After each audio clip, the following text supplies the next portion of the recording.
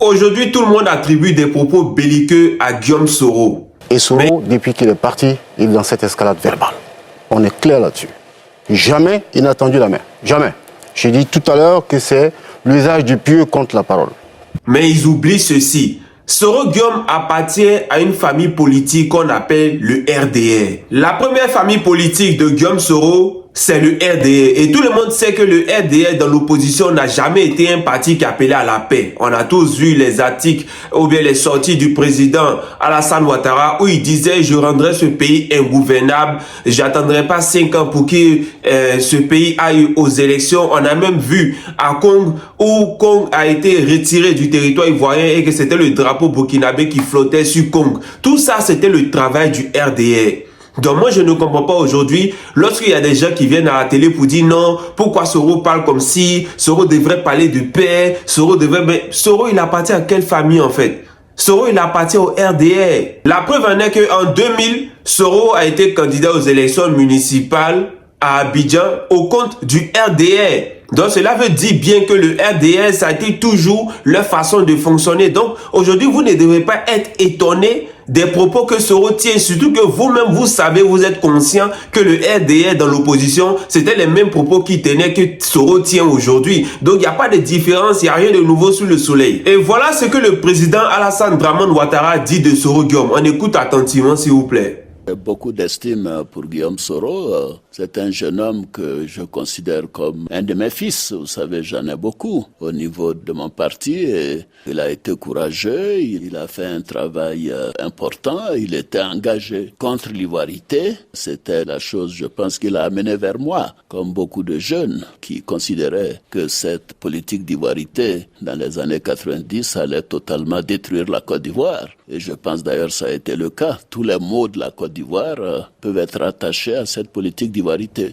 Alors dans cette vidéo, le président Alassane Ouattara dit que Soro Guillaume a rejoint la cause. Soro Guillaume est son fils et que Soro Guillaume a fait un travail excellent. D'abord parlons de la cause. La cause pour laquelle le président Alassane Ouattara se battait, c'était la cause de l'ivoirité. Comme lui-même il a mentionné dans cette vidéo. Mais est-ce que Soro Guillaume avait un problème d'ivoirité? La preuve en est que Soro Guillaume a pu être candidat aux élections municipales en Côte d'Ivoire, ce qui n'a pas été le cas de Ouattara parce que lui, il avait des problèmes de nationalité. Donc en vrai, Soro n'avait pas des problèmes de nationalité. Et celui qui avait le problème de nationalité, c'était Alassane Dramane Ouattara. C'est le même cas pour Ouattao. Ouattao aussi n'avait pas de problème de nationalité parce que Ouattao était dans l'armée régulière ivoirienne. C'était le cas aussi pour Ibé. Ibé aussi était dans l'armée régulière ivoirienne. Mais tous ces gens que je cite là, je cite leur nom pourquoi? Parce que ces gens-là étaient proches du président Alassane Dramane Ouattara et au soir de la rébellion, tous ces gens-là se sont retrouvés dans la rébellion bizarrement.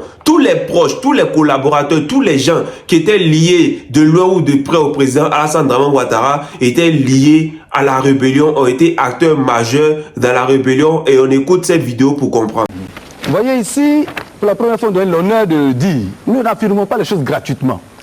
Je dis très bien qu'Alassane Dramane Ouattara est le père de la rébellion parce que le RDR et le Patriote ont voulu cacher cela aux Ivoiriens.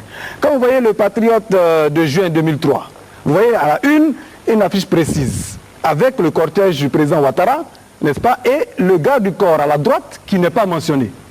Mais ce garde du corps, avec justement la photo, qui a été donc, je dirais, tout à fait réduite, pour ne pas que la supercherie soit découverte, c'est bien celui-là qui apparaît clairement.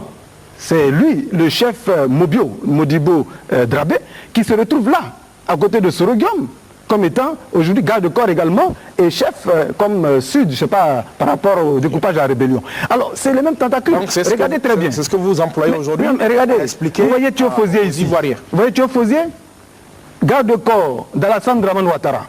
Au cours des meetings, ça c'est en avril 2000, sous la transition. Et qui se retrouve aujourd'hui dans la rébellion. Comprenez? Donc, bon, l'investiture de Ouattara par les jeunes au Parc des Sports, au Djetiakore, n'a pas été parce que, évidemment, pour des raisons qui lui sont propres, mais qui a été justement initiée par Soro Guillaume et moi-même, ici au Parc des Sports. Et si ce que vous avez entendu n'est pas assez suffisant pour vous, on va écouter ce que les rebelles eux-mêmes y disent. On écoute s'il vous plaît.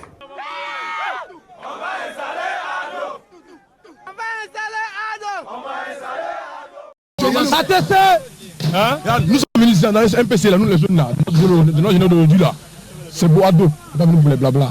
Donc, lorsque le président Alassane Dramane Ouattara dit que Soro Guillaume a fait un bon travail et que Soro Guillaume a travaillé, en fait, c'est ce travail-là que Soro Guillaume a fait pour lui qui l'a permis de venir au pouvoir. Comme lui-même, il le dit et le mentionne précisément dans cette vidéo où il était déjà président de la République. Écoutez attentivement ce que Ouattara dit lui-même. Chacun de nous a pu commettre des erreurs. Vous avez parlé de la crise post-électorale. Mais il y a eu d'autres crises avant. Il y a eu le coup d'État de 1999.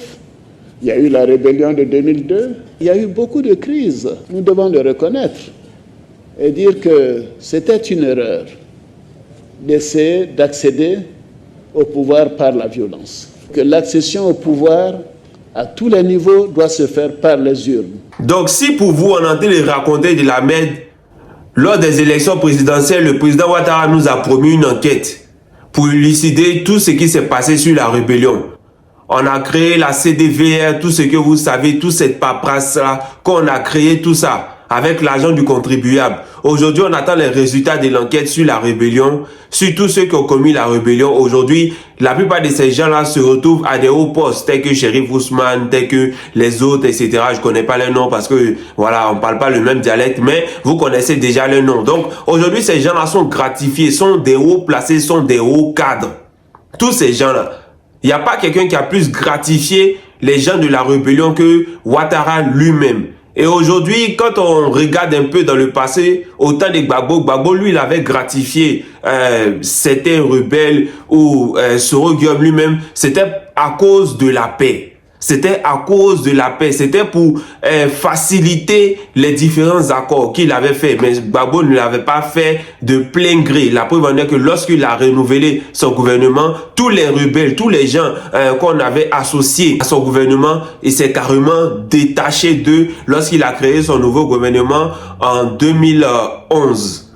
Je sais qu'il y a d'autres attardés qui vont venir dire oui, mais Gbagbo avait gracié tous les actes perpétrés par la rébellion jusqu'en 2007, parce que c'est en 2007 qu'il a gracié tous ces gens-là. Mais ils en ont commis d'autres. En 2010, lorsqu'ils étaient en train de faire les descentes sur Abidjan, ils en ont commis plein. À Diokwe, à Zaounie, à Biakouman, etc. Ils en ont commis même à l'intérieur d'Abidjan. Où sont les poursuites en fait? Ou bien Gbagbo, cette grâce qu'il leur a donnée, c'est une grâce à vie? C'est-à-dire que pour tous les actes, pour tous les crimes qu'ils vont commettre jusqu'à la fin de leur jour, là, tout ça c'est pardonné, tout ça c'est gracié. Et à un moment donné, soyez honnêtes, vous connaissez la vérité et la vérité vous affranchira. Merci.